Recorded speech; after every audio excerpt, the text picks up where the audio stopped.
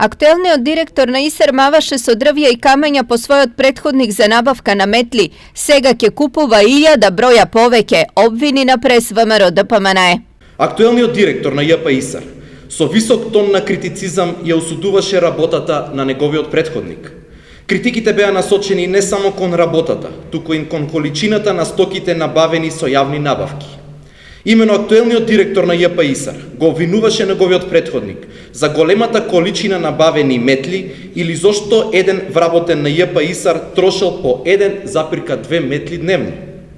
Почитувани сограѓани, истиот тој за неполни 3 месеци, замислете, повторно набавува метли. Апсурдот да биде уште поголем. Новиот директор за 2018 година набавува 8000 метли.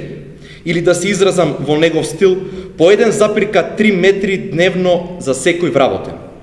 За спорните метли, директорот на ЈП ИСЕР ќе потроши 400.000 денари, а во споредба со неговиот претходен тендер за метли, дури 50.000 денари повеќе пари на граѓаните. За метлите во ИСЕР од ВМРО бараат и инспекцијски контроли. Случајот со метлите беше толку скандалозен за СДСМ, што повикаа инспекција во јавното предпријатие. Затоа сега се поставува прашањето, зарем не треба повторно инспекција да го прочешла ЈП ИСЕР? На обвинувањата од ВМРО од ИСЕР реагираа со писмено соопштение. За споменатата постапка за јавна набавка на метли која е во тек, ВМРО ДПМНЕ се служи со лаги и манипулации.